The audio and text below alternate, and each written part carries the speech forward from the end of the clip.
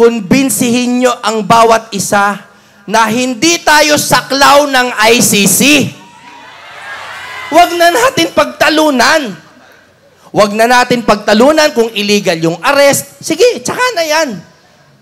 Dahil ang unang-una, hindi po tayo saklaw ng ICC. Meron tayong sarili nating hukuman at piskalya. Naniniwala ba kayo doon?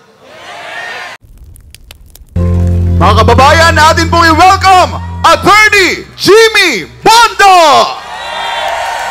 Ibalik nyo si Tatay Digong!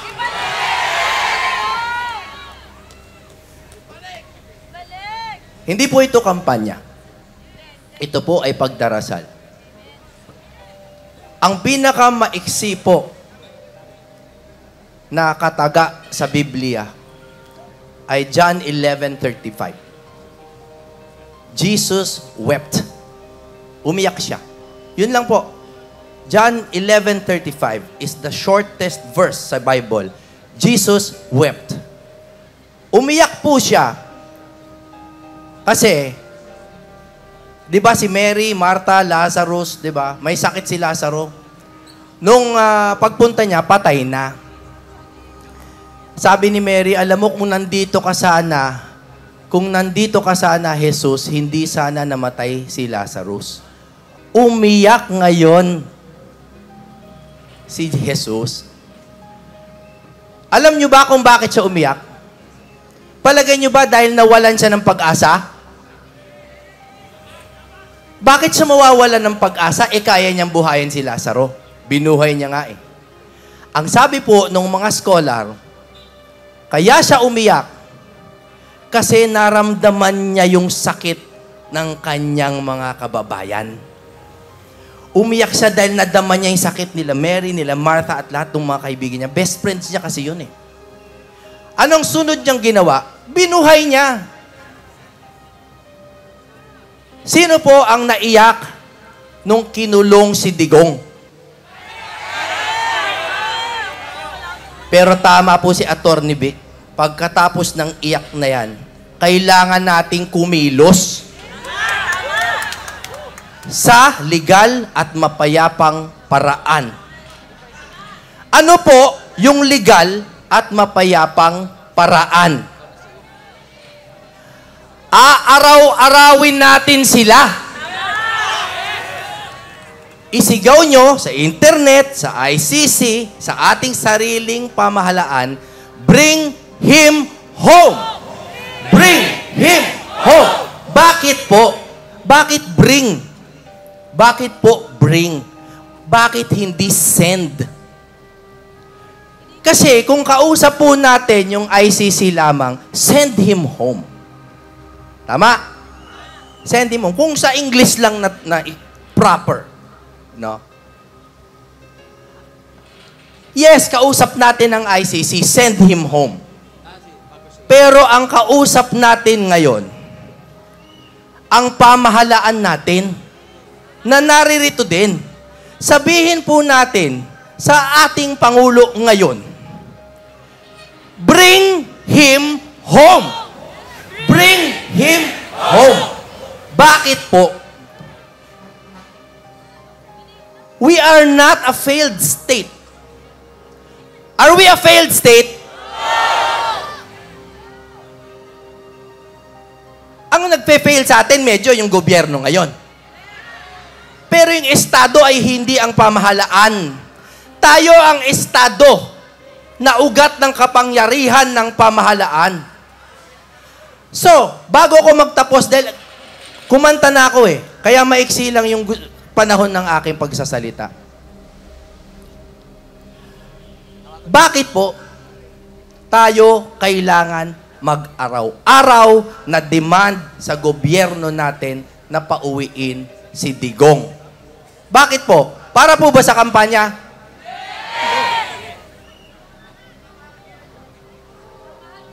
Dahil sa dalawang bagay. Una, ang Pilipinas, sa English, no, is a sovereign nation. Pasensya na, maglalatin ako saglit. Sabi sa law school yan, first year, unang-una sasabihin, par in parem, non habet imperium. Ibig sabihin ng par in parem na lang, par in parem. Wala pong estado na naghahari sa ibang estado. Kahit mas malaki ang Amerika sa atin, hari ba natin ang Amerika? Ang laki ng Amerika. Lalo naman sigurong hindi natin hari ang ICC. Hari ba natin ang ICC? Paano ngayon natin pauuwiin si Tatay Digong? Nagka-leche-leche na. Sa totoo lang po, ang galing ng mga ginawa nating legal arguments and kahit medyo delayed, they were filed on time. Do you agree? Pero, hindi tayo dinidinig ng kasalukuyan nating pamahalaan. Ano gagawin natin? Ano gagawin natin? Alam nyo kung ano una kong gustong gawin? Yung una lang muna, yung hindi ko ikakukulong. Alam nyo ang gusto kong gawin? Gusto ko mag-sorry kay Digong.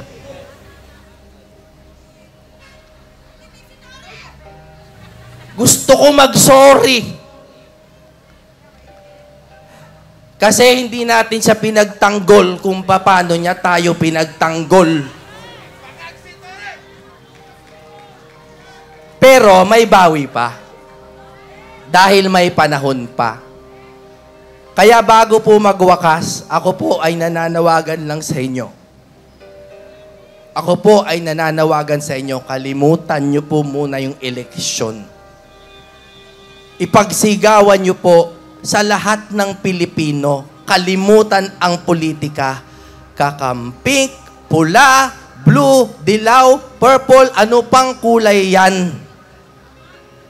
Kumbinsihin niyo ang bawat isa na hindi tayo saklaw ng ICC. Huwag na natin pagtalunan. Huwag na natin pagtalunan kung illegal yung arrest. Sige, tsaka na yan. Dahil ang unang-una, hindi po tayo saklaw ng ICC. Meron tayong sarili nating hukuman at piskalya. Naniniwala ba kayo doon?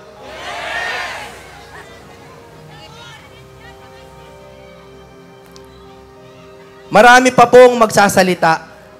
Napansin nyo naman, hindi naman po kami puro senador o senatoriable na nagsalita. Halo-halo po yan. Kaya lang po kami nagsalita, nagkataon, kami po yung mga iilan sa mga huling nakasama ni Digong sa kanyang mga malalayang araw. Kami po ay nasa Hong Kong at wala namang kaming malay, although merong mga nagbubulong-bulong na baka nga kunin si Digong. Pero napakahirap paniwalaan. Bakit po? Kasi po naniwala po ako kay Marcos. Totoo po, naniwala ako. Sabi niya, hindi niya gagawin eh. Tingnan niyo po ang Facebook ko, lahat ng post ko. Ni minsan, hindi ko yan minura. I have never been disrespectful to you, my President. We gave you the chance to redeem the family name.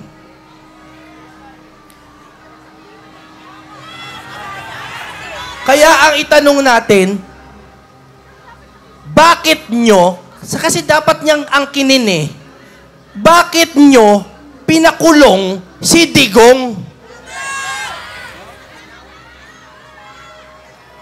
Hindi po mukhang dasal to, pero ako po ay nagdadasal habang sinasabi ko sa inyo ito. Nagdadasal po ako. Dahil alam ko po, kahit anong salita ngayon, pwedeng baliktarin. Eto na po, kukwentuhan ko kayong maikli kung bakit nangyari yan sa palagay ko. Alam nyo po ba, last year hanggang ngayon, sunod-sunod, nag-file ng certiorari sila Attorney Vic Rodriguez laban sa budget. Sa budget ng 2025. Kami po nila Congressman Pantaleon Alvarez at ako mismo, nag-file kami sa ombudsman. Bago po akong abogado, 2 taon pa lang, ang lakas ng loob kong ombudsman. Pero kami po ay naghain ng kaso. Kasama ang mga matitikas na abogado ni Kong Alvarez, falsification of legislative documents. Bakit kamo? May tanong ako bago tayo pumunta dyan. Mura ba ang bigas? Naging 20 ba? Baka naman 30. 35. O sige na nga, 40. Alam nyo kung bakit? Hindi ko nahabaan. Pero alam nyo, yung budget, puro blanco. Biglang nagkalaman. Tsaka na natin pag-usapan yung technical. Sasabihin ko na lang sa inyo, alam nyo ba kung anong mga departamento yung mga pinaglaruan na numero? Kasi lahat tayo lahat kami anti-corruption. Lahat po niyan anti-corruption. Pero inaasikaso po namin yung mechanism of corruption. Paano siya nangyayari? Kasi ang biggest corruption po is our money. Yung budget na taunan. Alam niyo po ba kung anong mga departamento yung pinaglaruan? I will give you the 2 major departments. Number 1, Department of Agriculture. Number 2, Irrigation. O, di ba hindi halata? Hindi nyo nga nahulaan eh. Hindi halata eh. Agriculture, irrigation, tapos iniisip mo, irrigation, tubig. Agriculture, palay-palay. Okay, sige. Tapos biglang 200 plus billion nagkaroon mula 0. Tapos nagtataka tayo kung bakit mahal ang bigas. O bakit ko sinasabi to? Dahil po, sunod-sunod na po yung kaso na hinaahain. At siguro po, sa aking sapantaha lamang, dahil unti-unti na po tayong lumalapit sa kanila, unti-unti tayong lumalapit, pinakulong si Digong. Kaya, huling pangungusap, tayo po ay magdasal. Bring him home. Bring him home. Bring him home. Nakikiusap po kami sa ating pamahalaan. Bring him home. Maraming salamat si Attorney Jimmy Bondo.